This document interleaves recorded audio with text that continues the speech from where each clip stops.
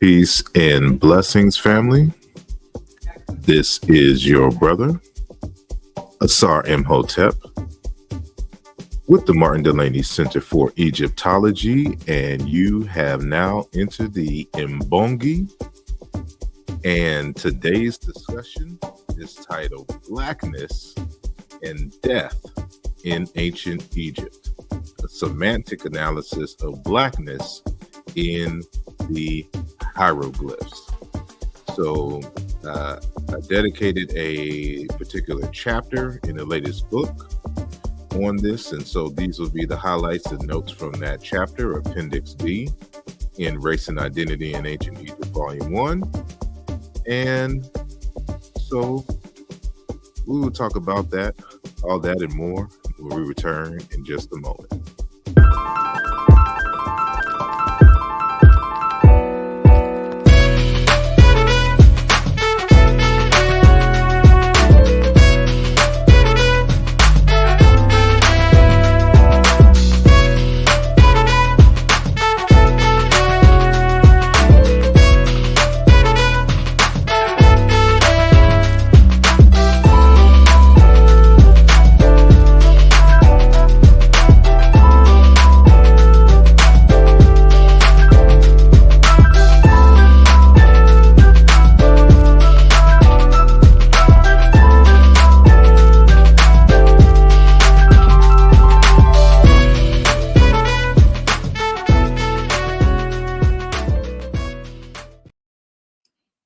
This program was created with the love and support of all our Patreon members and subscribers.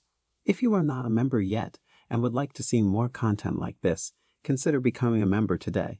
The link is in the description of this video. Your support is greatly appreciated. And we are back.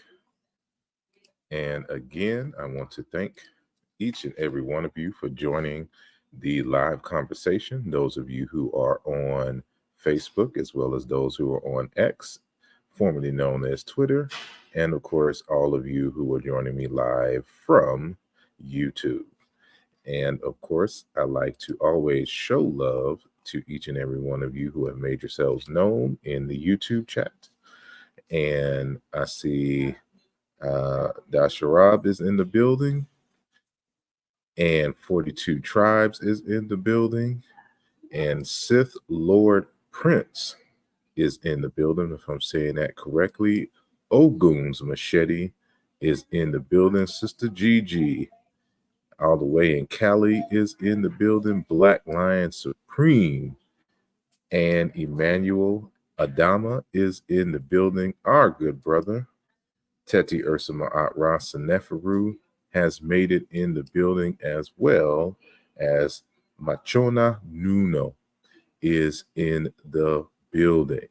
And so, did I shout out? Yeah, I already shout out Black Lion Supreme, but you get some more love right there, as well as our good sister Sherry Jones is in the building. Thank you all for joining the conversation here on the Mbongi today.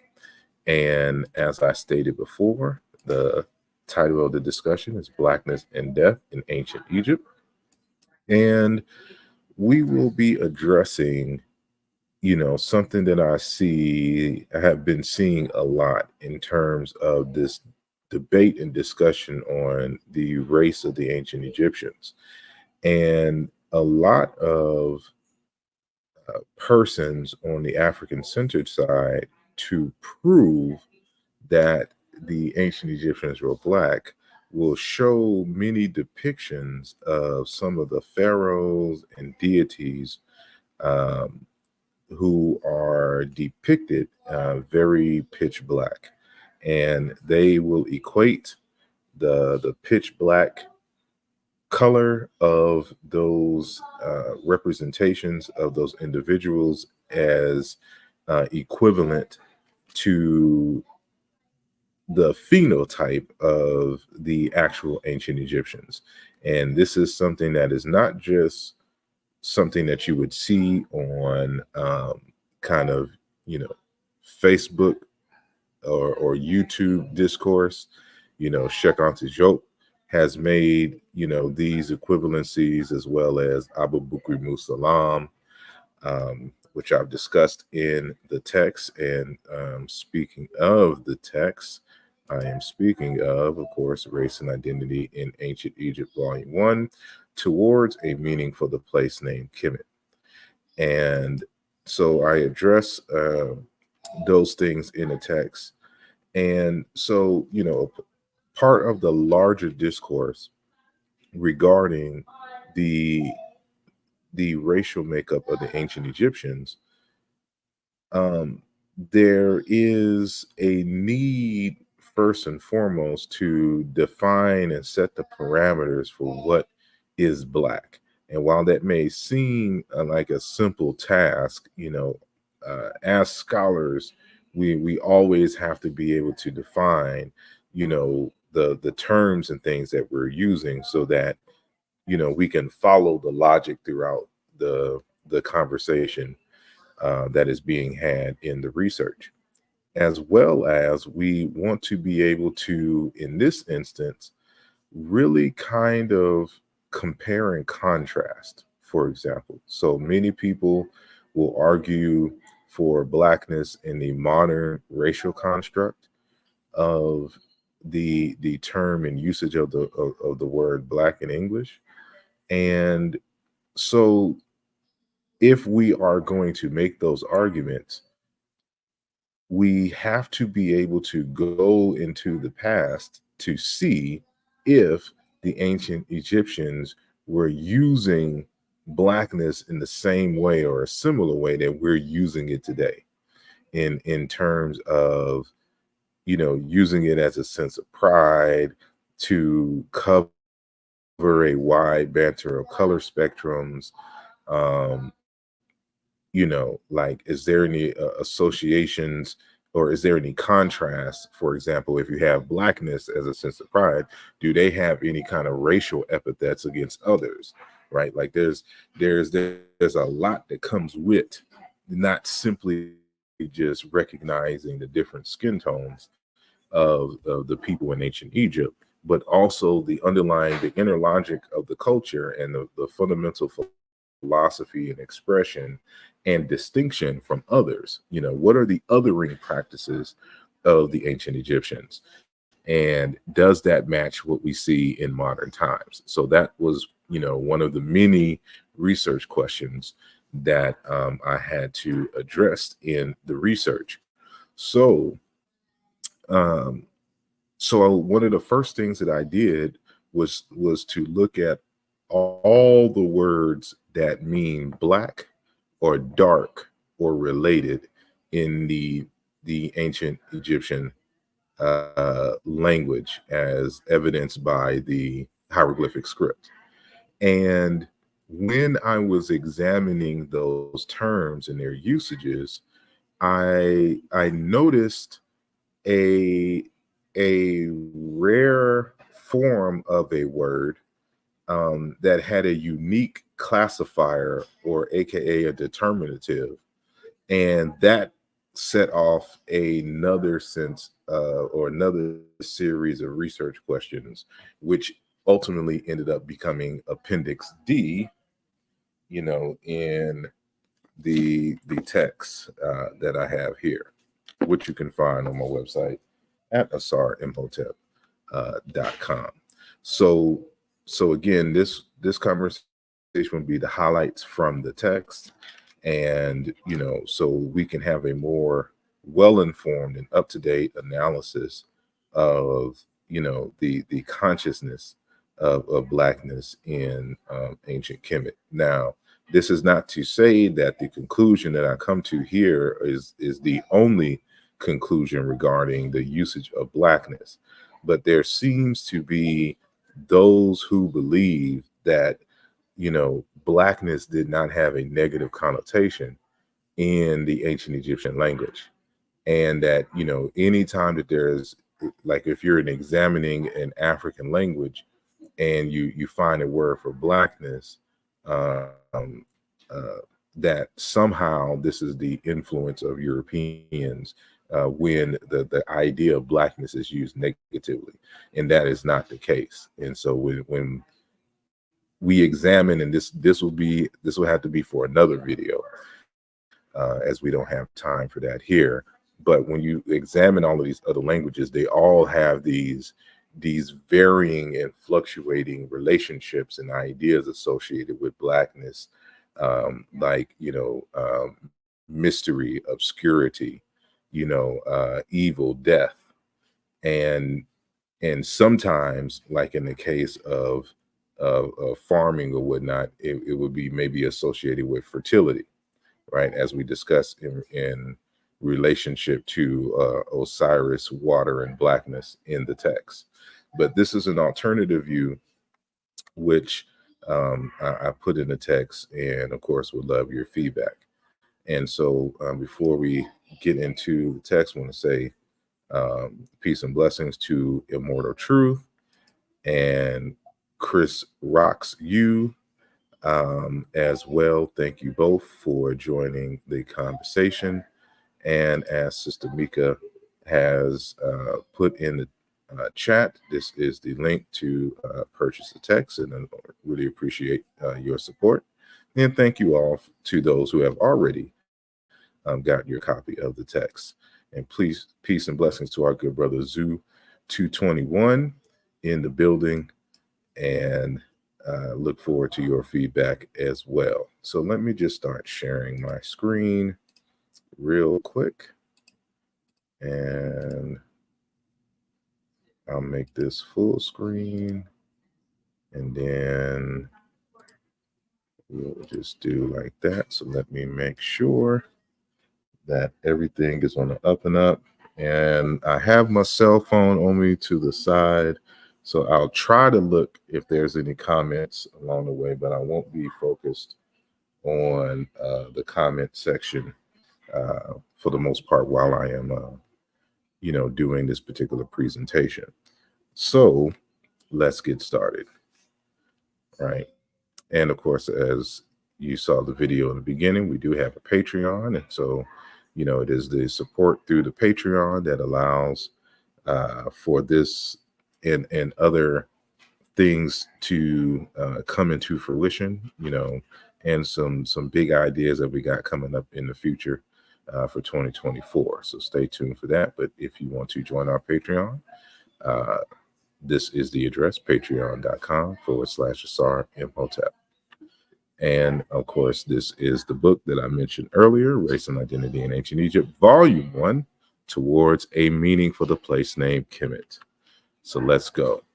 So, as you all know, there in the ancient Egyptian language, there is a word, Kim, that means black, and is written in various different ways, but the most common way is with this classifier or determinative that you see here. Is the Gardner sign D3, and it is the hair, and it has many different pronunciations, including Ewin, wish, and as I discussed in the chapter 3 of the text, that, or maybe chapter 2, I believe, that the hieroglyph in either Old Kingdom and pre-dynastic times was also pronounced Kim, or at least it had the KM consonant sequence, because remember that the ancient Egyptians did not write out their vowels. So, but that's discussed in the text. That's not the focus of this conversation. But I just wanted to bring out this because this classifier is going to become very important. So, as I initially argued in the text, that the word for black in ancient Egyptian, unlike some other arguments, there have been many hypotheses for the etymology of the word black in the ancient Egyptian language, which includes a burning, the result of a burning process or a pile of burning coals. And then, of course, there's the argument for black people. But then I argue, of course, that it is in in synthesis with the color of the average color of the hair, which is black, right? And so that was the main hypothesis that I argued throughout the text. But as I stated earlier, in the appendix, I provide an alternative etymology and semantic evolutionary process for how black became black in the ancient Egyptian language. And in short, that is associated with death, right? So these are the more popular ways to write the word Kim and its variant meaning black in the ancient Egyptian language. So you can see like Kim, Kimi, Sikim with the causative S prefix, but you can see to be black, to be blind, to be dark, black, to be gray, become gray-haired and darken, right? And this one variant here, Kimi, meaning the black in reference to either Osiris and Men, right? This is an epithet to describe these two deities. So of course, pay attention to the hieroglyph, and this hieroglyph is hair that is falling out, right? And so this is hair that is falling. So you're losing hair. That's what this glyph is. And so, as I mentioned earlier, there are also many words that have to deal with black or dark in the language, and these are the most popular that you see here.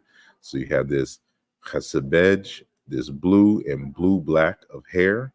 So you can see here that at least for this term, the range of colors include blue and dark blue. And we have jahabit, meaning charcoal, soot, black pigment. Jahabu, charcoal. Jahab, blacken to char. And it can just be black unto itself as a noun. And again, this is a different variant. And then you have khaneh, meaning dark, darken, cloud over.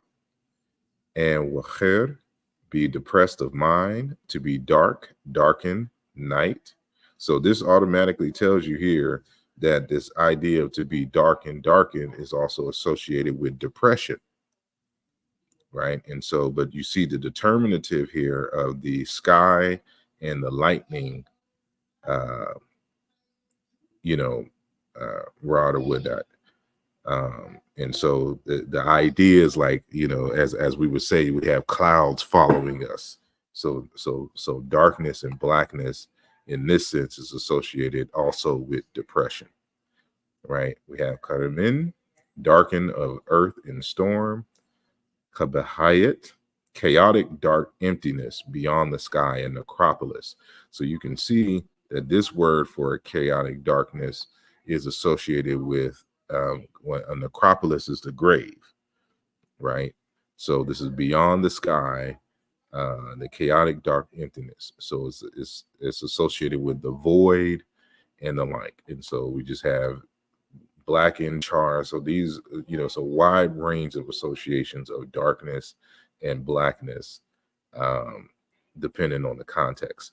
But what I wanted to focus on was these variants right here. This number 2, 3, 4, 5, right? This jahab. And notice that in this jahebit, charcoal, soot, black pigment, there is the common hieroglyph or determinative or classifier that is used to represent colors and pigments, right? So you see it also in this word up here. And you'll find it in other words for blue, words for red. It's just for colors in general. So this is one of the two main classifiers that is used to represent colors, the idea of color in the abstract. And the other one, of course, is this one right here. So it's mainly associated with blackness, but it's also associated with color in general, right? And then we have, of course, Jahabu or Jahabwa, meaning charcoal. And you can see it has this brazier, this fire determinative here at the end, right? So there is this here with the petrified gland glyph. And then you have this other form here with the man holding a stick. And so the idea is that, you know, we even in the modern times use the phrase, you know, I'll beat you black and blue, right? And so they're saying this is a darkness as a result of becoming black and blue in a sense because of a beating, a good, you know, you got your ass beat, right? But the one that we're going to focus on is this variant here, to black and to char, and it's also the word for black itself, with this petrified gland glyph. Now I can automatically understand this determinative, right? Because it's the general determinative for color. I can understand the concept of charcoal being associated with the firebrand here, because of course things become black as a result of a burning process. So that makes logical sense.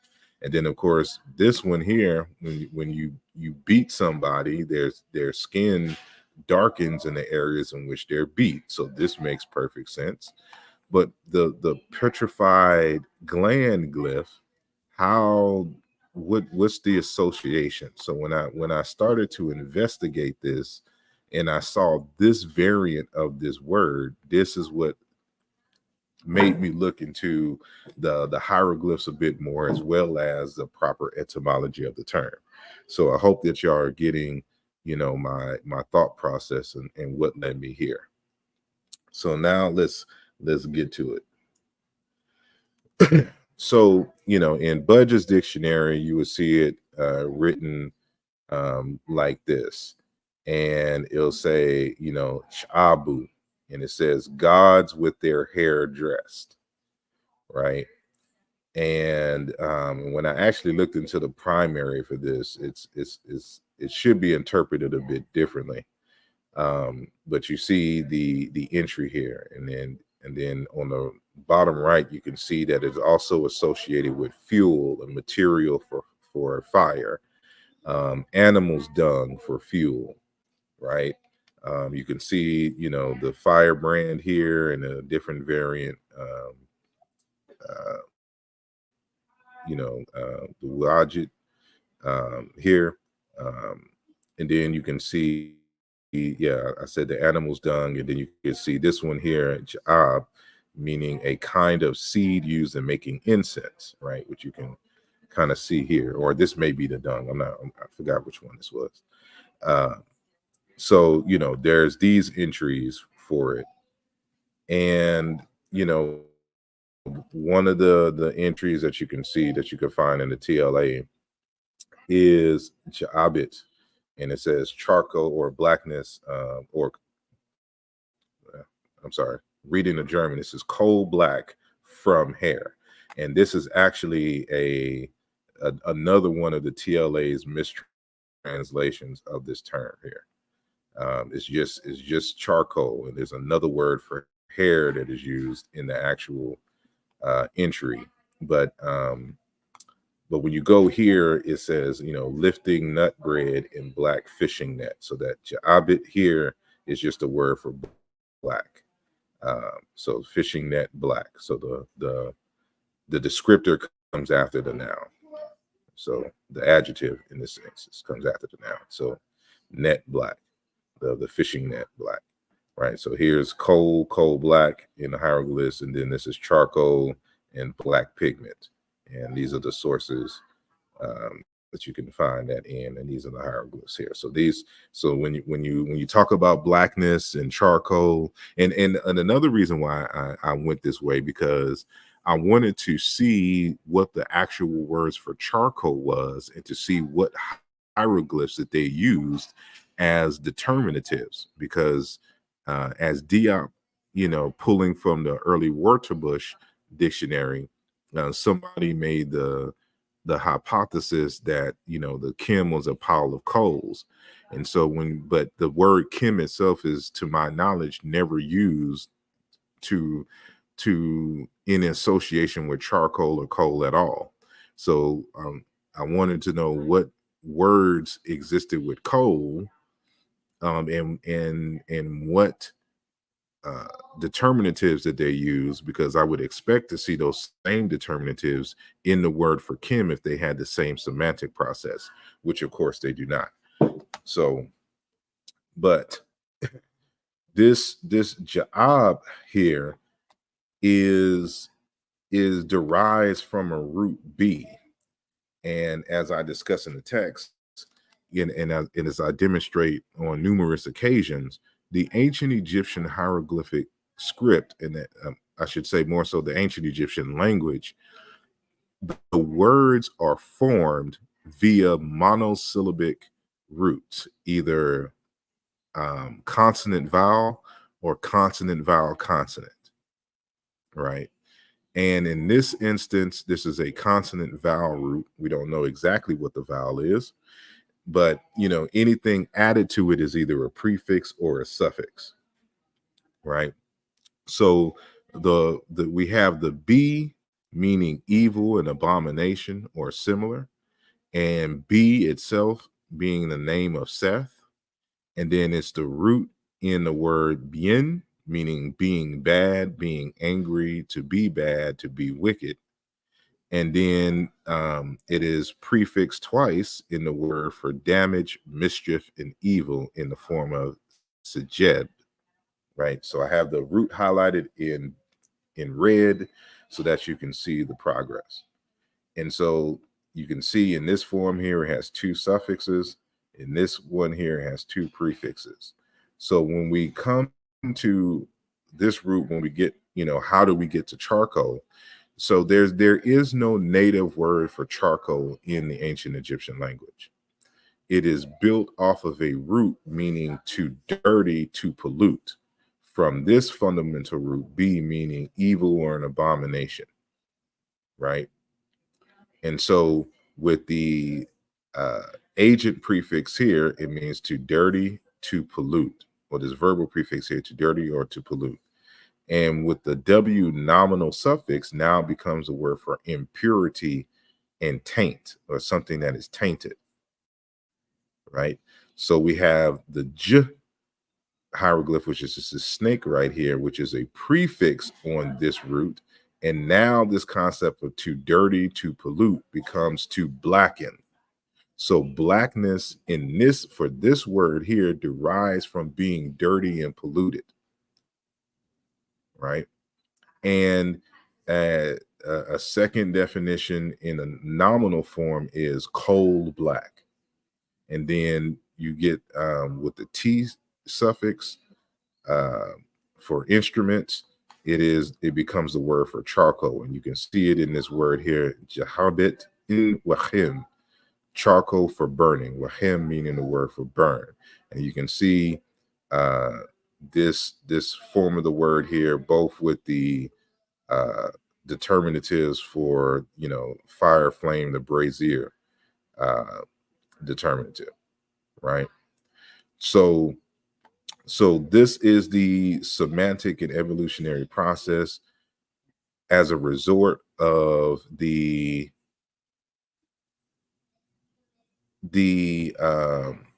agglutinative nature of the language. So what we mean by agglutinative is it adds monosyllabic morphemes to the root to expand the context of the word. So you see that, here. So this is the evolution of the word. So this idea of blackness, can nobody use this word here and say this blackness is divine, it is sacred, and all this other kind of stuff? No, it comes from to dirty, to pollute, impurity, to taint.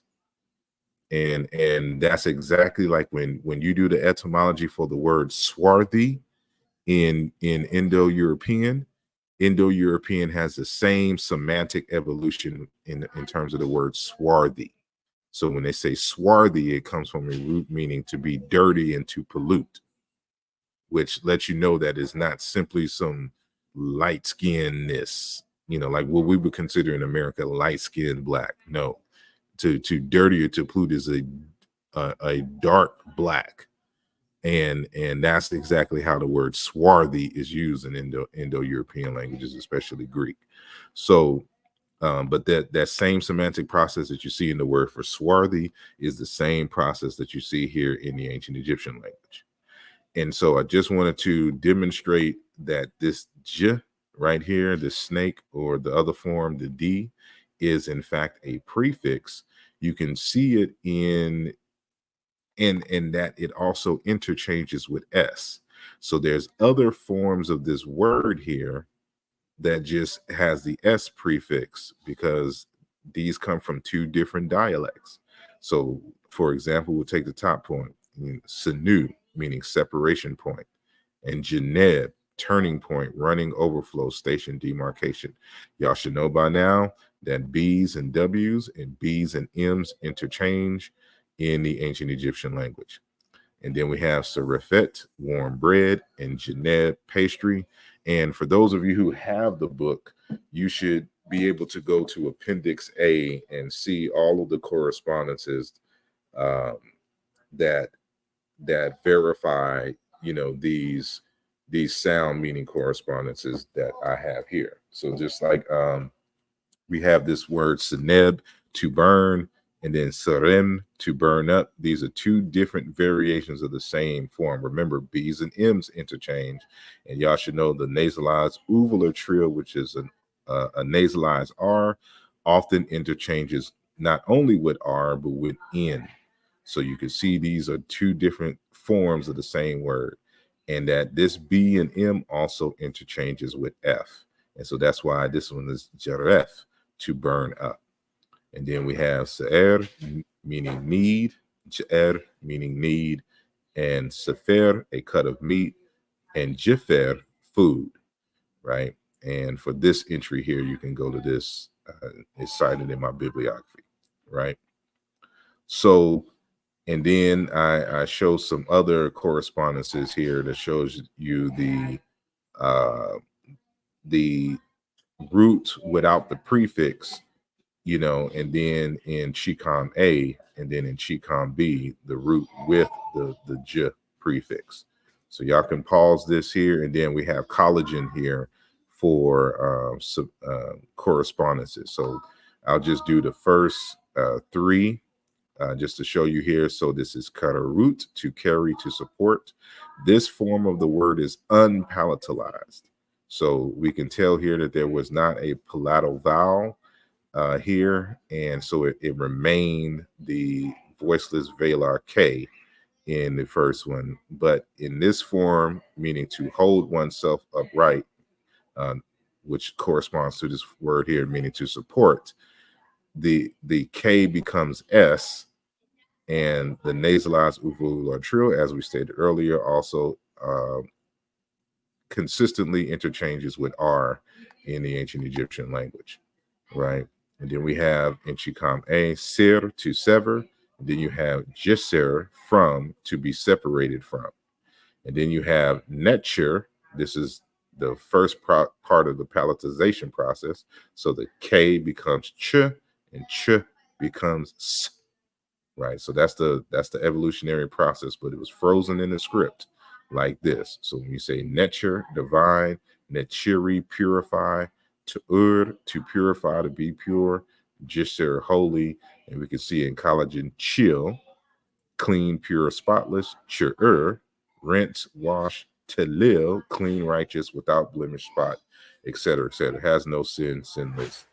And you can see the forms here. So again, anything that I put up here, that's why I have in Appendix A.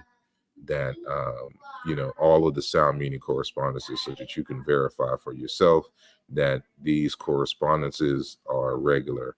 But you can see here that the j is prefixed. And so now we're getting back to the form of the petrified glyph and its role in the word ja'ab, meaning blacken or to char, right? And so this is the petrified gland glyph, and it is the J2 or AA2 classifier. And these are the consonants that are usually associated with this, because it's used as a well, not necessarily an ideogram, but part of a biliteral or triliteral, as you can see here, for these words, right? Which is why we have phonetic complements, because a single glyph can have multiple pronunciations, right? Probably from different languages that were being spoken along and out. So again, how would this glyph bring about the idea of blackness, or classify the concept of blackness? That's what we're trying to get at here today. So to give you an idea of how this glyph is used in the text, these are various different forms. Excuse me, these are various different words in the Egyptian language that have the J2 petrified gland as either a determinative or classifier, or as we can see in this form here, haseb, as the main, hieroglyph. So this word haseb, meaning fracture or break, so you can either write it fully here with the glyphs, with the mono glyphs, and this acts as a determinative, or it can act as an ideogram by unto itself, and as we can see with the petrified glyph. So this is a fracture or a break, right? And then we have this form here, weher, meaning skin rash, eczema, breakout and a rash, eye disease. We have this word here, neheret. So this is a different form of this same word right here, but you notice that this prefix is now removed, and now there's an N prefix and there's a T suffix added. So when you're doing, for those of you who are studying the ancient Egyptian language and are also getting into the linguistic aspect of it, this is the stuff you got to look for to be able to note the various different forms of the same word, right? So this is a different form of the same word, meaning the same thing as an eye disease, but I'm pretty sure that there's a slight difference in the meaning of what form or what kind of eye disease. Then we have kin, a symptom of a disease and illness, hadebut, illness, retention of urine, mahas, illness, disease of the head, and sin, which is actually a variant of this one, because the K palatalizes in the Egyptian language to S. The same thing happens in Wolof, and the same thing happens in Chiluba Bantu, where you have forms with initial K, and then you have forms with initial S and Z in all three of these languages, right? But that's neither here nor there. But you can see that this glyph is being used in a word meaning to foul, to stink, or to putrefy, right? So all of these forms have to deal with some form of disease, illness, bad smell, anything that's really kind of bad. That's what that glyph is being used for. So when you see it in a word meaning black and charcoal, you automatically know that this word for black is not good. So this blackness is not associated with anything good, because as we can tell from the determinative that is being used here. So as I state in the text, the question we must ask is, Why is a classifier for disease, illness used as a classifier for a word meaning to blacken or to char? This entry can be found in the New Kingdom in the London Medical Papyrus. So I give the transliteration and then I pause a bit to give you some of the hieroglyphs where you can find that word ja'abit or ja'ab right here, meaning black. And then here's the word ja'abit, meaning charcoal, right? So here's the German, and then here's the English. The body is blackened. So this is where het, meaning body. So blackened or jahabu, blackened body, from or like with charcoal and by water from the red waters, right? So this deshuret here. So this is the word here that we're looking at, and you can see it has the petrified glyph, and so this is talking about the body is blackened like charcoal. But we're dealing with, since this is a medical papyrus, so we're dealing with a disease. So that's why you see the petrified glyph here, because the blackness here is being associated with the disease. And so not only does it deal with disease, it deals with overall, it gives you an overall sense of lack and hardships, as I state here. And these are a few of the words. So remember this word that we had here, dotted H with the nasalized uvula trill with the N. And so now this means contrary, perversive, alarming, terrible, abnormal, right? Ger meaning lack. Geru, be narrow, constricted, language, lack, be lacking. This one, want, default, apathy, indifference, absence, lack, to violate, need, right? These are not good states of being, right? That you see this petrified gland glyph. Excuse me. Now, as I stated in the text, these are just screenshots from my book directly. Therefore, like the G36 were bird, so there's a section in the chapter where I talk about how the word bird is used for everything that is negative. So there are other classifiers that are used for different ideas of negative, and the J2 putrid gland glyph is one of them, right?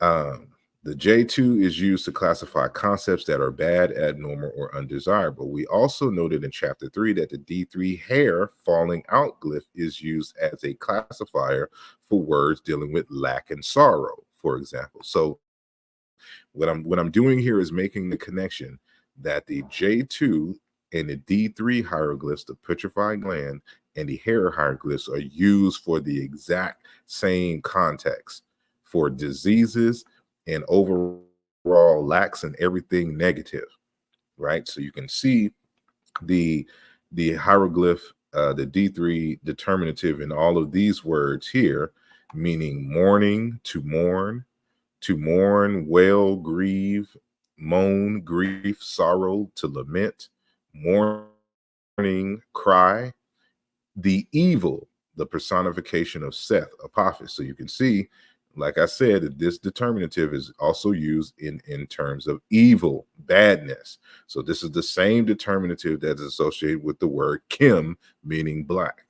And we'll see, how this all comes together. So we see in this word fic that it is being used. It is also supplemented by the were glyph, the G3. So be empty, to be wasted, to lie idle. And then wish, meaning to fall out, to be destroyed, to be desolate, to be empty, to be incomplete. Right? So these ideas here, help you to get a good sense of how and what class these words fall into. So remember, these are called classifiers for a reason. And so these give you visual representations of what belongs in this class. So the G30, I mean, I said G3 earlier, but the G36 word bird, the J2, and the D3 all belong or bring about the idea of something bad or something evil or something wrong in various different contexts. And in many contexts, all three of these interchange with the same word, as we'll see a little further down, right? So for those who have the text, you can go to page 450 to see what I have here. And so as I state here, the D3 hieroglyph also has a consonant sequence value of wish, which we see in this word right here. You know, the wash, wish, however you, I wash, fall out, be destroyed, desolate, which we see means to fall out, to be empty, etc. We see this classifier in words like when, to be bald, to be bare of eyebrows, leaves, etc. And nechim, to be bald. Now, in this case here, this is one of those things where it can be either way, because if the baldness has to deal with old age or a disease, you'll see this glyph, the D3. But also there's a convention in the ancient Egyptian hieroglyphs where when there's a word meaning the absence of something, as a classifier, they'll put the visual of that thing that is missing for which the word references. So of course, if the word means to be bald, you're missing hair. So you'll see the determinative for hair, because that's what's missing from the idea of what the word represents. So it can be kind of twofold, and you just gotta look at it with a careful eye to determine in which context the D3 hieroglyph classifier is being used. So we continue right here on the third line. Baldness was a sign of either a disease, for example, ish, deathly stench of a corpse, erish, bald, viscera, this is a variant, or growing old, is, old, ancient, issy, old, worn out rags, and chini, to grow old. So you can see this is letting you know something here, that growing old is seen as not necessarily, unto itself a bad thing, but what they're doing is associating that when you get older, your body gets weaker and you're more prone to diseases. So you can see the hieroglyph of the man bent over, right? He doesn't want, and he's holding a walking stick because he can't walk like he used to. So because the J2 glyph is used for anything negative, and especially kind of diseases, illnesses, and weakness, that's why you see that that classifier there. Thus, we see the D3 hieroglyph in both the word sakim, meaning balding, graying of the hair, and sakim, to grow old, to be wise. Sakim yiwu, meaning the grown old. So now when you see this word sakimiyu, the question is this glyph here being used in celebration of elderness, or because the grown old is weak, and this is being used in the negative sense in terms of being associated with diseases, weaknesses, death, balding, etc., right? This becomes a little clearer when we note the words tinny that we saw here, to grow old, and tinny, external signs of old age. So both of these forms of the word are terminated by the J2 classifier. So it's showing you that growing old is seen as something bad or evil. And this actually supports an argument that Jean-Claude Mboli makes for Negro Egyptian, that the idea of growing old is seen as bad. That's why even amongst the ancient Egyptians, no matter what age the king was, every depiction of the king always shows him as youthful and vigorous and handsome, when in reality they may have had a pot belly, skinny, old, you know, and all kinds of things. But looking old and is to look weak and to look frail and to be vulnerable to attack and disease. And the people always have to see you as being strong. So youthfulness, vitality, and vigor is what we all strive to achieve. And I continue: to grow old is to grow weak, to be prone to disease, and ultimately signifies being closer to death, right? And you know, throughout the text, you'll see that I show you that KM also corresponds to QM, and we represent the QM with the K with the dot under it. And we can see this form here, meaning to mourn, and you can add here to mourn the death of someone. And in Yoruba language, it is ekun, weeping, to moan, and ekun, lamentations. You can also say ka'anu, to mourn. And it's kind of a rising, low, rising in terms of this long A vowel here, right? So, you know, and so what we're hinting at here is that it's possible that Kim, because there is an entry for Kim, and then there's also dialect variations of Kim, meaning to mourn, lamentations. So if we see the word black and it's associated with death, then Kim could be associated with mourning, weeping, lamentations, as we'll see a little further into the conversation. So now, one constant sequence value of the J2 AA2 hieroglyph is ger, which can refer to geru, ger, agu, meaning a corpse, so a dead body. So this is further confirmation that this is associated with death or anything leading to death. All the diseases, all the illnesses, all the situations and circumstances that ultimately lead to death can be represented by the J2 hieroglyph. When the body gets old and is subject to several diseases, the skin can turn black, especially rashes on the dark skin. This is especially true after death. The discoloration of the body after death in today's time is called livor mortis, which is a Latin term that literally translates to discoloration of death. So, you know, this concept of livor mortis speaks to the notion that when our body dies, there's a lot of discoloration associated with our body as it is dying, in our skin and organs and everything is decaying. So this usually happens within 48 hours.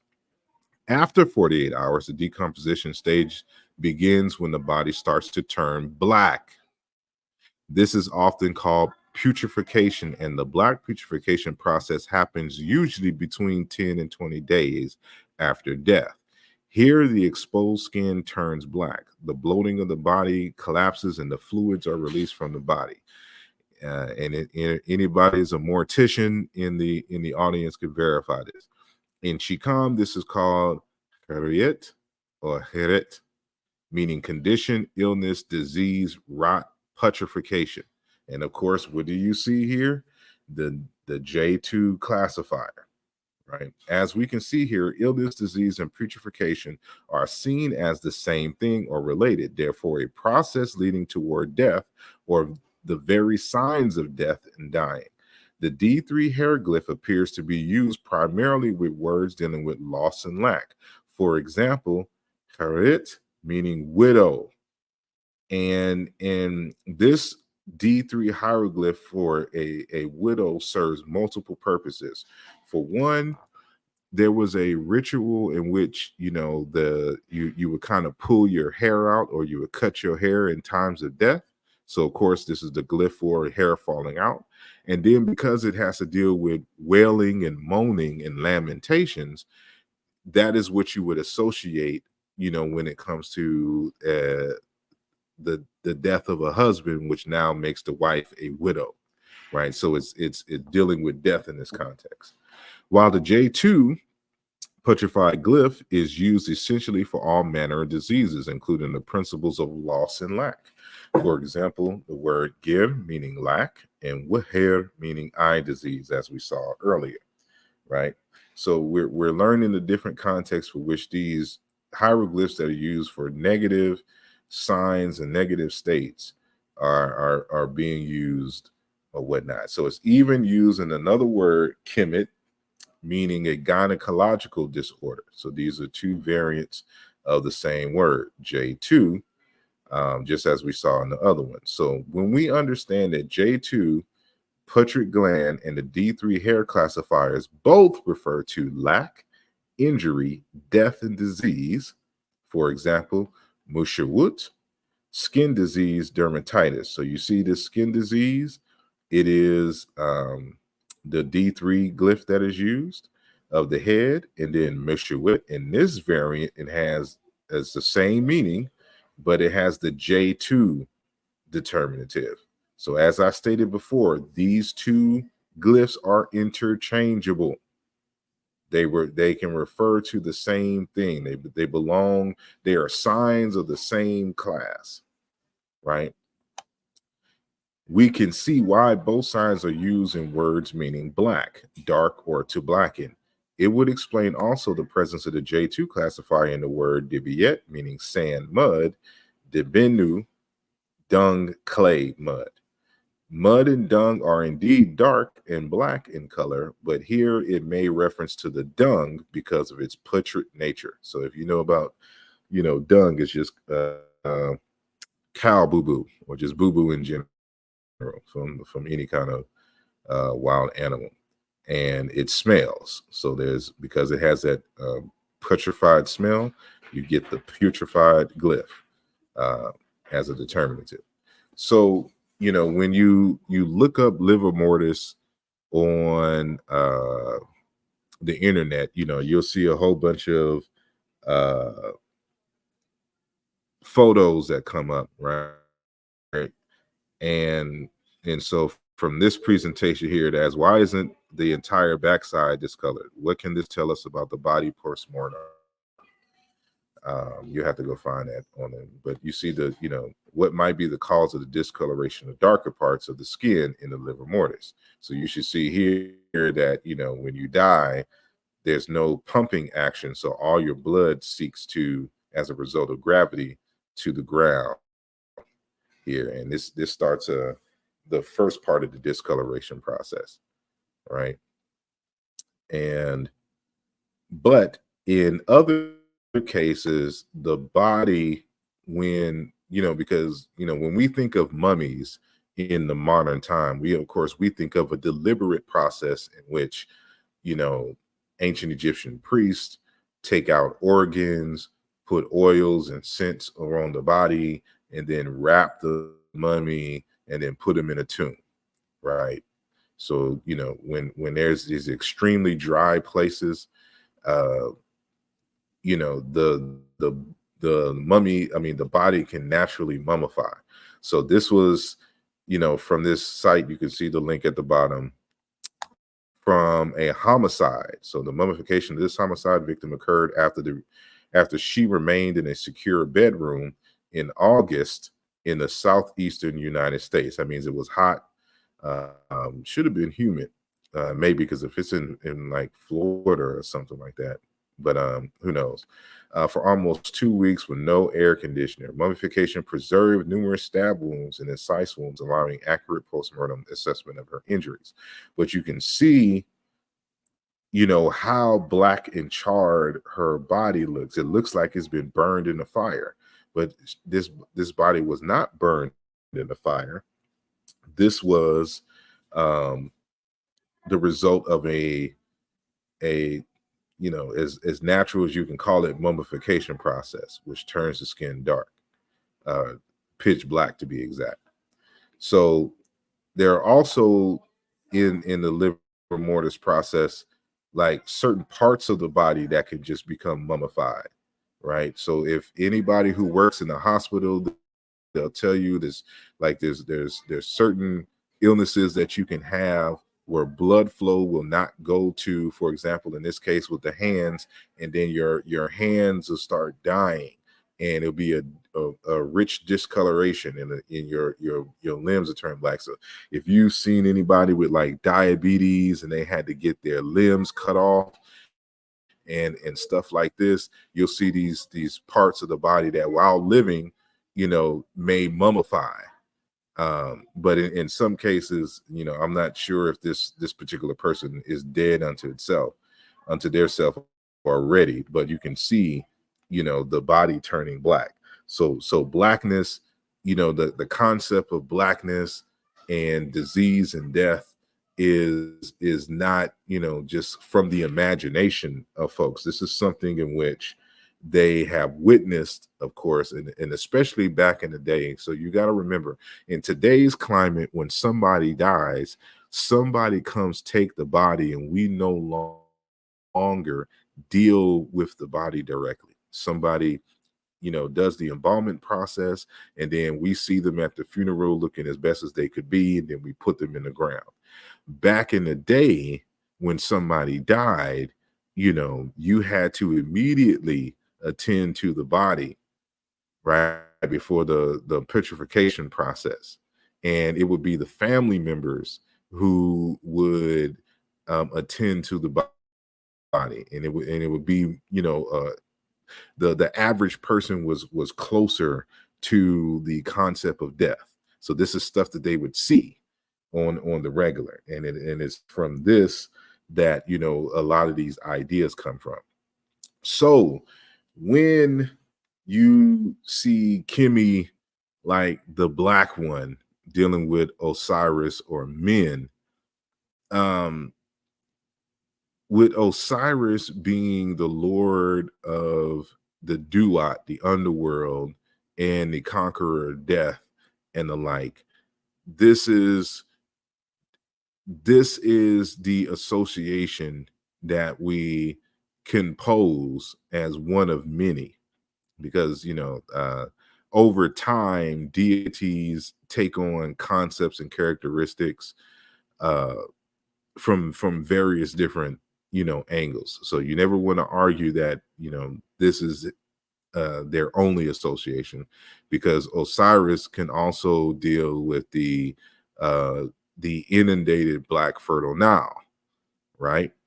But there's a context for which he is representative of the Nile, which we'll get into when I do the next conversation on Osiris being green, as I deal with in the book here, and it's dealing with water, right? And blackness is dealing with water as well. But there's also this aspect of Kim and Osiris in dealing with death and the like.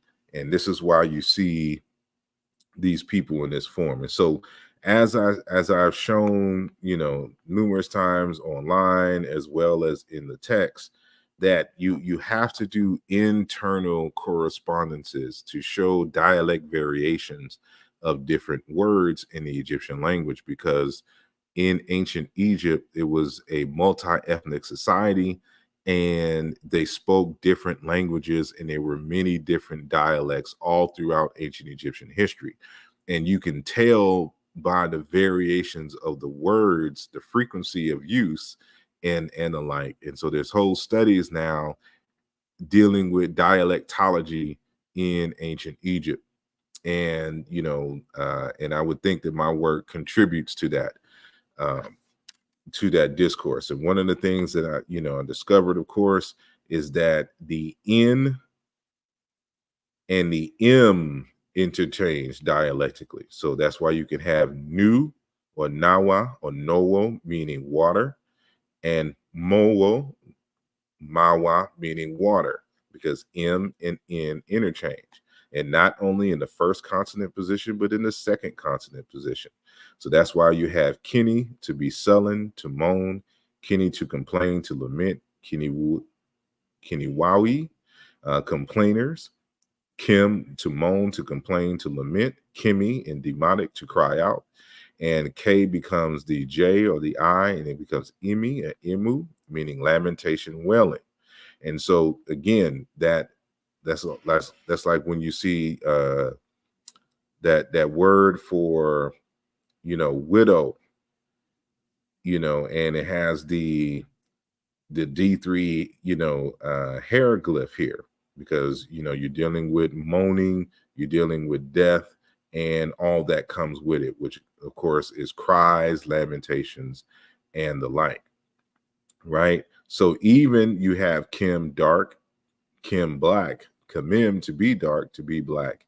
You also have Knehu, darkness, Knemit, darkness, Kneha, darken, dark cloud over, right? Because KM and KN. So this is a different dialect. And so they'll have often as well different suffixes and prefixes to the same root that is in that I'm arbitrarily calling Chikan B in this instance. So when you see Kenneth, bull, and Kimmy, this is why we know that these is not necessarily black bulls and black cows and black cattle, because every, Egyptologists and of course people on the net, every single time they see a Kim, they want to make everything black without understanding dialect, evidence, and homographs, right? But Kenneth, bull, Kimi and Kimiit, cattle, Kines, vagina, public region, and we should know that the S is a suffix for body parts. And then we have kin, a symptom of a disease and illness. Kin, a disease condition of the female breast. But then we have this form, Kimit, a woman's disease, a gynecological disorder, right? And so when you're able to do these kind of correspondences, it gives you a wide range of possibilities for which you have to do the detailed and careful work to get at the heart of it. And so it's not something that you can glance over. It takes careful and meticulous work. So it's many words in the Egyptian language, including Kim, Kini, Achemi, all meaning to mourn, to lament the death of. And of course, these variations in the Yoruba language that we mentioned earlier, and it's possible one in collagen, con, afflict, displease, etc., that may be in the same semantic range. But as I stated in the text in Appendix A, you have all the tables that I normally do, where I show that all of these correspond, that these are internal cognates. And so even like when you go to page 171, you can find it in Chiluba, Mukimu, meaning to groan, to sigh, to moan. A variant of that is Kusinga, to mourn someone, to lament, mentioning the deceased by name, right? And all of these are variations of Kim in the Bantu languages. And even when you go to the Acholi language, Kumu, grieving, wailing, mourning, all that's in the same semantic context, right? And, as we discussed in terms of the meaning of the name Osiris itself, like as you find in the collagen language, Sir meaning to die, to go yonder, overcoming, passing, even awake from sleep. Sirtin, to die, pass. O Sirtin, you crossed over. Kiserto, to die, crossed over. Even Sir to awake from sleep, which they use, the collagen use in the initiation ceremonies, and they also say this to all the people who have successfully been initiated, because the initiation process is like dying, and when they come out of the initiation process, it's like they're being resurrected. So it's Sir awake from sleep. That's the literal translation. But in the Doluo language, which is a cousin or a dialect of collagen, and like the Acholi language is it's really Doluo. It's just it's about the same as saying Hebrew and Canaanite. But so what the collagen says Sir, the Doluo says Chir, Shir, as you can see in each form, to rise from the dead. Oshir has risen. Shiro, to raise from the dead, right? So these are the ideas that are associated for those who are familiar with Osiris, who of course was who was killed by his brother Set, and then his wife Isis, in many different stories, patched him up, and he arose and became lord of the Duat, and became the judge of the dead. Like everything associated with Osiris in this context has to deal with death, judgment, resurrection, death, and the like. And so this is why you see these people in this form. These are only presented when the person has died. So this is Queen Mose Nefertari. And for some reason, there's a lot of folks who, when they want to try to prove that the ancient Egyptians were black, quote unquote, they want to prop up this image here. But this is not a good representation.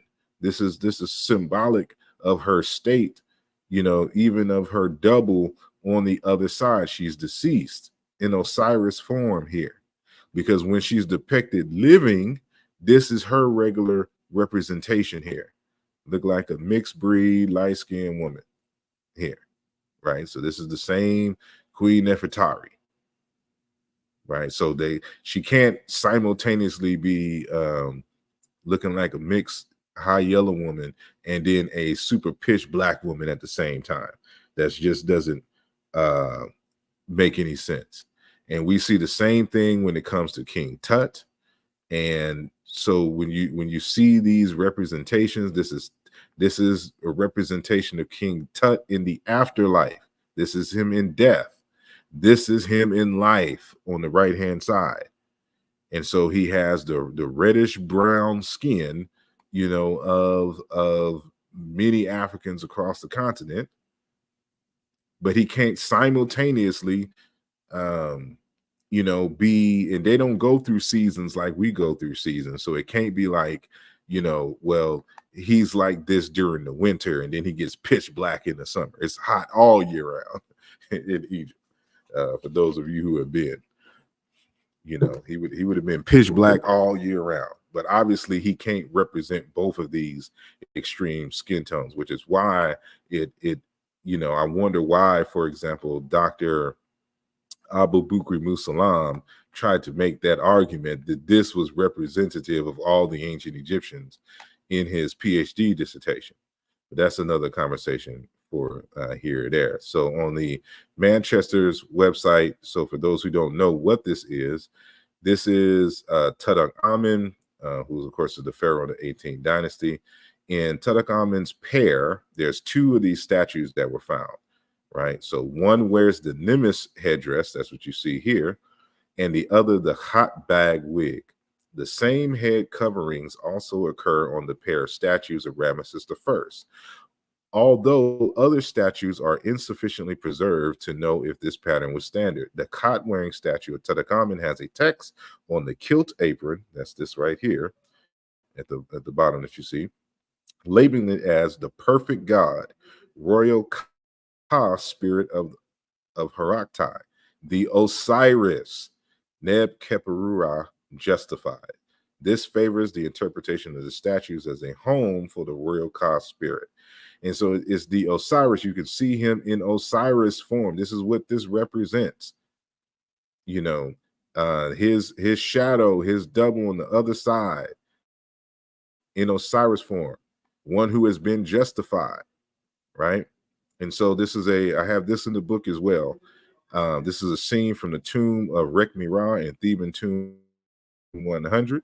You can see a similar statue is depicted in the artwork in the tomb of Rekhmira, a vizier and a priest under the reigns of Thutmose III and Amenhotep II.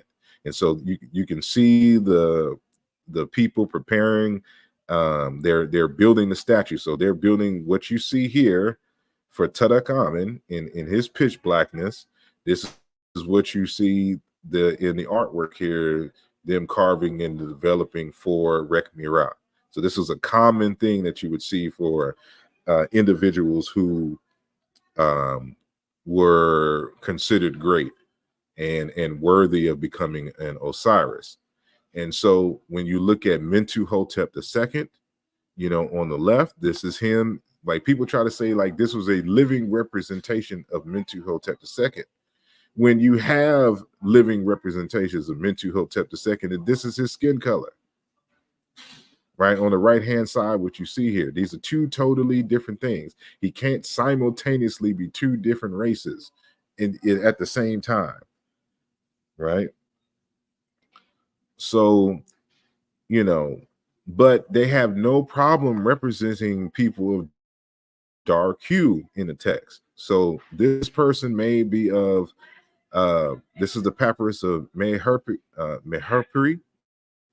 Meherperi, and you can see that, you know, he is very dark here, but this is not the same as him being represented in Osiris form. So this is not the case being done here. And what's interesting that, you know, I'm gonna do some more investigation here is this this square with this cow right here, because this is the word desheret, but it has as a determinative the D3 hieroglyph. And so this is a rare form of the word desheret with the D3 hieroglyph, normally associated for the word for black in terms of the color terms. So this is like desheret, and then were merit, I believe, S, or merits. I got to double check and make sure that's the WR, because the image is kind of small, but this is definitely desheret. And so, but you know, the D3 could be its own words as well. So this could be Iwin, meaning color, you know, but usually the words for color, which is desheret, would be after the noun, but that's not necessarily always the case. But that's more investigation. But I just wanted to show this is a, you know, from a direct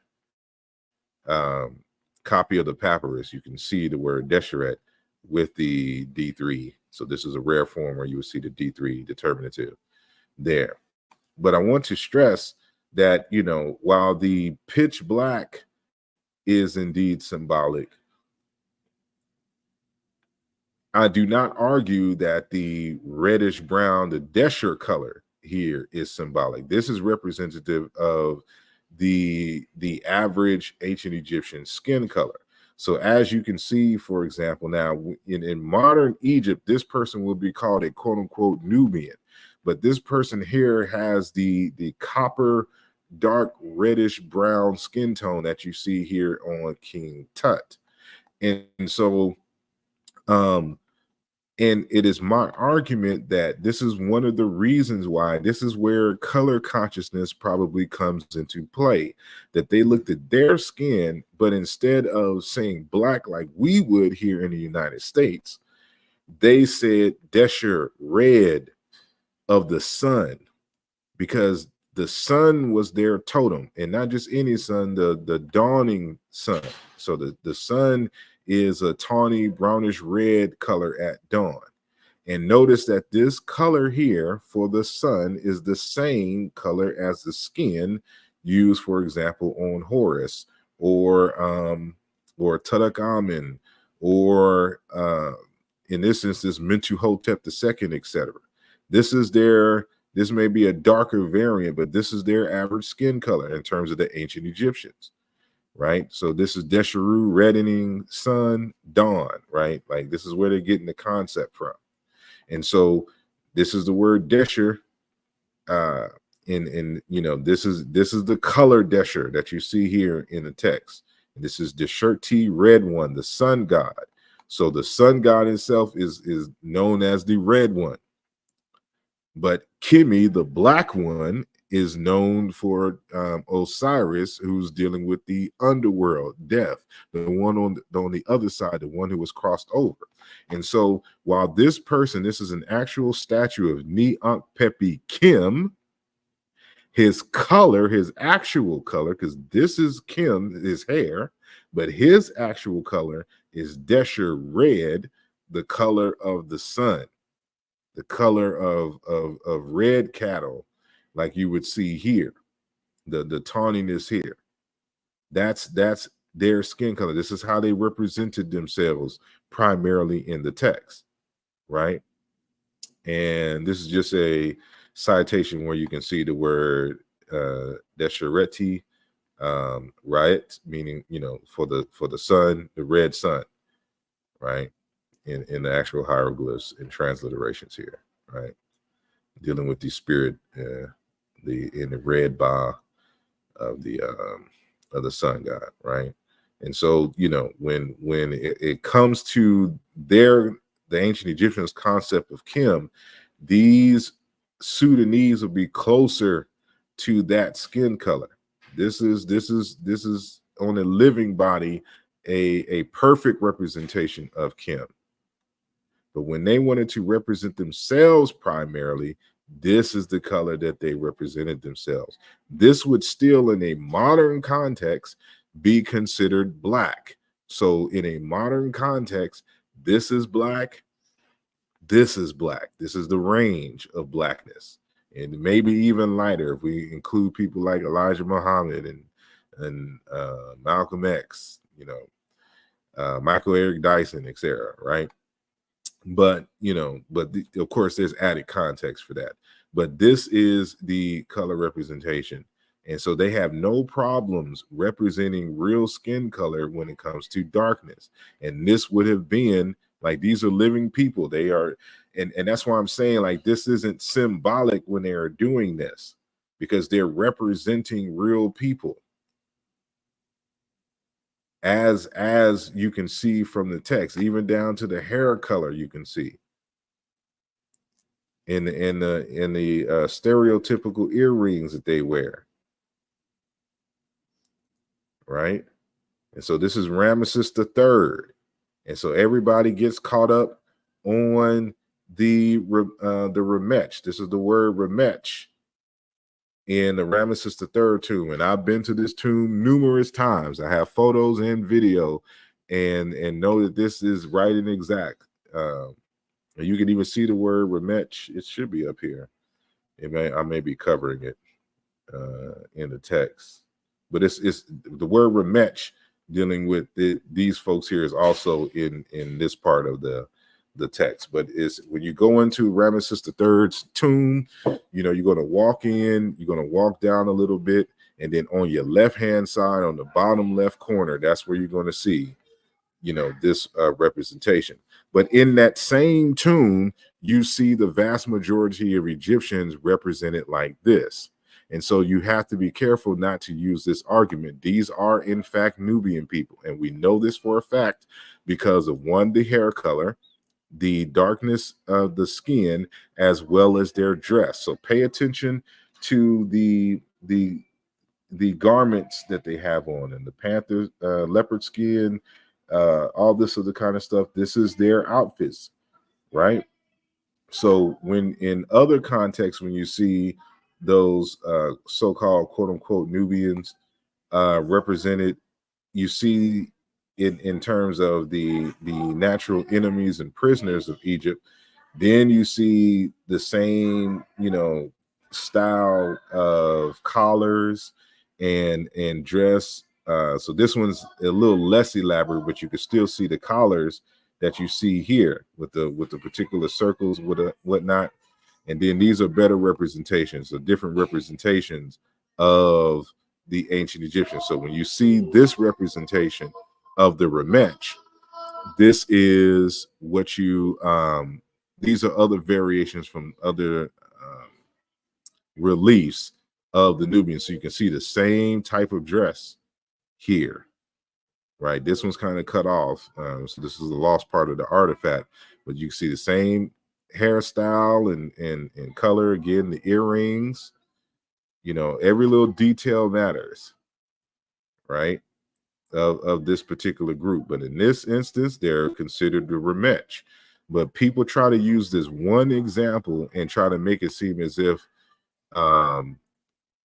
all the Egyptians were represented like this for all time, and that's not accurate, and we got to be honest. So that nobody thinks that we're trying to make up information. This is legit. These are Egyptians, but you may have to consider these Egyptians by citizenship, because when you go in the same tomb, there's other forms of Egyptians, and they all look like Ramesses II here. I mean, Ramesses III there, right? And here's another representation of Ramesses III. And so you can see his skin color. So if they were the same group, they would look alike, but they don't look alike here. And we always got to be honest. And you can see that his color is the same color of the sun. They are the Sa-Ra. He's the Sa-Ra. He's the son of Ra. And their people are, born from the tears of Ra. And they see them, and so this is their totem. Their totem is the sun, right? But as you can see, this reddish brown skin color is representative of real people in the Nile. Like, this is their color. Like, this is a practice still going on today by representatives of the Nile Valley cultures, most of which have been pushed further south. But these are Egyptians. These are Remech, right? And so when we talk about this reddish brown, this is a more darker variant of it. But this is the range here. This is an accurate depiction of this same color. Like, this is an Egyptian. And so it is my argument that it's people that look like this. It's people that look like this that were the founding. There's people that look at this. This is a photo I took of a young boy while I was in the Nubian village, right? Same skin tone, same representative. Like, these people come from the same group, right? So, and this is a Nubian tribute presented to the king and tomb of Huey, and it shows the different variations of skin types of people from the South in comparison to themselves. So you can see here, there's not that far representative. I mean, that's not that far of a difference between these groups. But here's, of some light-skinned women, which you can see even here. Now, this one will have to take, a bit of further deciphering, because in this, you can see, of course, all the males represented with the dark reddish color. But then you see the females here in the whitish color. And this doesn't appear to be a death scene. So this isn't white for mourning, right? So, this is stuff that you have to contend with. So as scholars, you have to contend with every single piece of evidence and then put together the proper narrative that accurately explains everything without trying to over exaggerate, anything.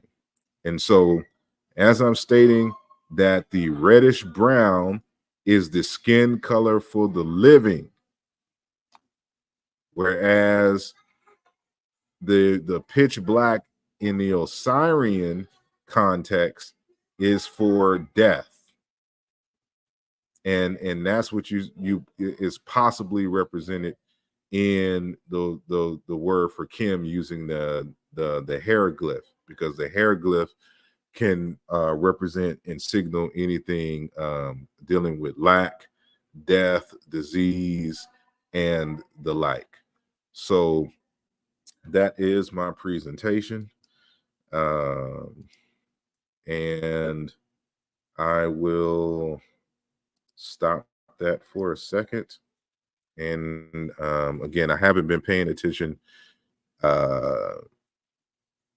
The chat, so I have to go to that later. So if there's any questions or comments, you can you can put it in the chat, and I'll try to address it. So I'll try not to be here any later than probably just do a good 5 to 10 minutes. of that, and then I'll let y'all be on y'all way. All righty. Josiah X, peace and blessings to you. He says, greetings. I have a question about the names Asar, Osir, Wisir. Is there a reason why the name Asar is not mentioned as one of the names of Osir or Wisir or Osiris? Is the name Asar not accurate? I don't think the name Asar is accurate. And so keep in mind, when I use the name Asar, I had this name since 2002, after my pledging process. So my line name when I pledged Alpha Phi Alpha Fraternity Incorporated was Imhotep. That's my actual line name, which you'll see on the back of my jacket or whatnot. So we were the 6 Pharaohs of Triumph, coming out of spring 2002. And I added the name Asar, and that was just one of the spellings that I would see at the time. So at that time, I believe, I was reading stuff like from, what is his name? He does the Kemetic yoga, not the cat out of Chicago, but the cat out of Florida, Muata Ashby. And so I think that's one of the spellings that he had, and it had to be, I think he defined it as, Lord of the Perfect Black, right? So I added the name Asar to my name Imhotep. So, but my current thought is that it's actually Osir, Osir, as you have it there. That's an accurate pronunciation of the term that we see written various different ways in the ancient Egyptian language. And Meroitic is written a bit different. I think it's Asur. I think it's like Asure or something like that in Meroitic. So so there's different pronunciations that we can glean, but I think the Greeks, outside of their own suffix that they added, their own masculine suffix, Osir, is the proper pronunciation. And Obama says, so they were mixed like Ethiopians of today.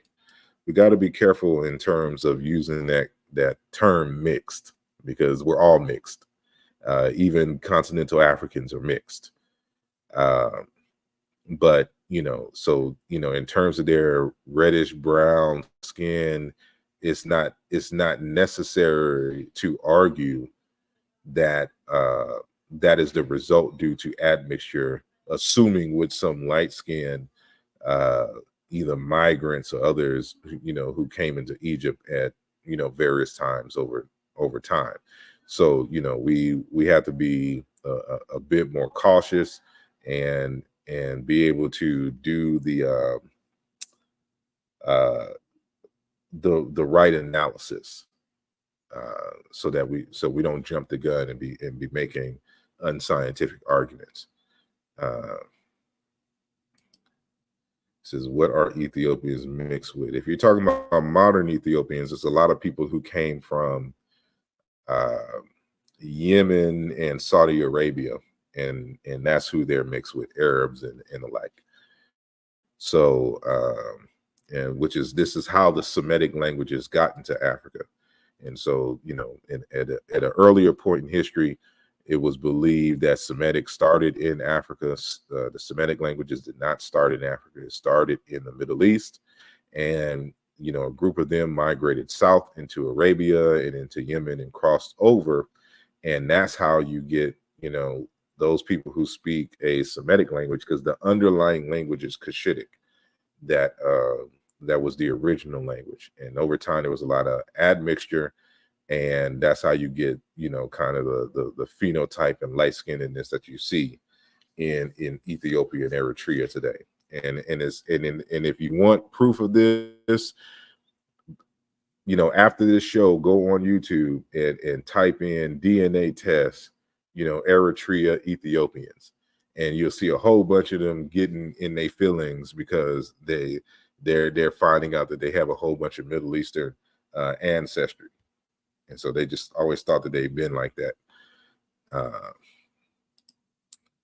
When compared to other horners, they tend to be mixed in a way that isn't strong enough to ship phenotype.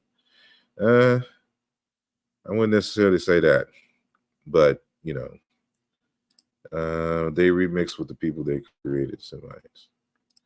What was the original name before Ethiopia? Was Aksum one of them? Well, there was a kingdom called Aksum. You know, remember that all modern African states, you know, did not exist before 1884, 1885, in December of 1884, January 1885, during the Berlin Conference. So it was white people who carved up this stuff and gave them the names, right? So, but Aksum was a kingdom in that area. And then, you know, they named the state Ethiopia, but the original biblical Ethiopia is located in Sudan. And let me see, it says, I've seen East African DNA tests that show light-skinned Eritreans, 95% African, but these types of tests only go back 350 years. Indeed. What did they originally look like? That's how we judge to what extent their phenotype has changed. Well, it's kind of hard to judge what they actually look like, but you know, just look at the majority of the people who's there in terms of Cushitic speaking people, for example, like the Oromo, you know, and other groups that are in there outside of the Bantu speaking people who moved in a bit later. You know, you'll get a sense of some of the original. So like there's certain aspects of the phenotype that kind of remain the same. But you know, in terms of the light skinnedness of like the Eritreans and the whatnot, this is in part due to the admixture. And so it's no different than like the African Americans. Like, you know, like my brown skin is due to admixture with Europeans, even though the vast majority of my DNA is African.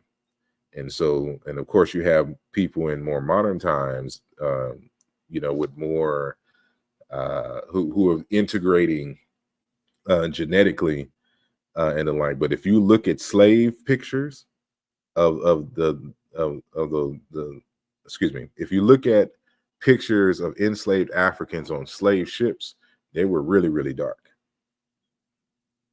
And you can see the difference in how we changed over time. Some of us still have the strong, you know, African genes depending on where they come from. But let me see. Skull measurements tend to plot pre-dynastic Egyptians between Maasai and Tigray. Yeah, that's fine. You know, there's more to phenotype than, you know, skull is skin color, nose type, lips. It's just phenotype is just your outward appearance, right? So, you know, you can keep like I have European in me, but you know, all my phenotypic features say African, right? He said they do have unmixed light-skinned Black Africans, indeed. So that's why I said in the whoever asked the question earlier that when they asked about, you know, where is the phenotype of these North African reddish brown folks, was that the result of admixture? That's not necessarily the case, because you know those phenotypes, those skin colors are native to the continent, and the San and Khoi, you know, are a good example of that, as well as the Fulani, right? So this, you know, the average person has to really get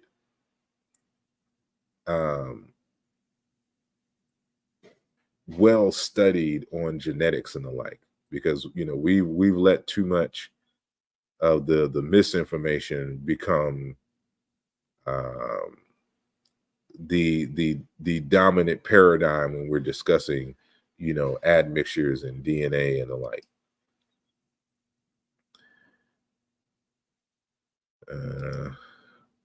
Dr. Rob says no Tigray and pre-dynastic Kemet. They were only the Lin plus at the time. I don't know what the Berlin Plus is. That's because of our environmental adaptations, indeed. Yeah, some Yoruba are almost yellow without bleach. They may have European aspect. It says, what is the point of today's show? If you paid attention since the beginning, you know the answer to that. I'm not going to go through the whole show again. Let me see. It's 7:49. And just kind of scrolling to the beginning. I don't see anything. Yep, doesn't look like it's anything else. So again, you know, you can, you know, support the channel via CashApp, you know, joining the mailing list, subscribing, joining the Patreon, and of course you can purchase the text. You know, that's you know, so as I've been doing since the texts have come out, I've been going through different chapters or different aspects of the chapters of the book so you can get an idea of what's in it. And so there's even more than what I covered here, you know, in terms of the analysis. But, you know, in order to really kind of understand Appendix D, you really kind of have to read the books, you know, from the beginning. So you can see what is an alternative argument and view that I put forth, you know, in the text itself. So with that said, since there's really not any other questions, you know, the next one I'm going to do on Osiris in the green color. And so that's going to be interesting, and it won't be long. It's really very quick to really kind of explain that. But, you know, people always use fertility, you know, that's as European scholars, every time they want to analyze something with Black folks and indigenous folks, they want to make everything sex rights and fertility rights. Everything has to do with fertility and afterlife. It's like, no, that's not the case. Black people are a bit more diverse than that. But with that said, I will see y'all next time, or probably see y'all this Saturday, because I got to address Unc and the stupidity that he is spewing on the web. But until next time, peace.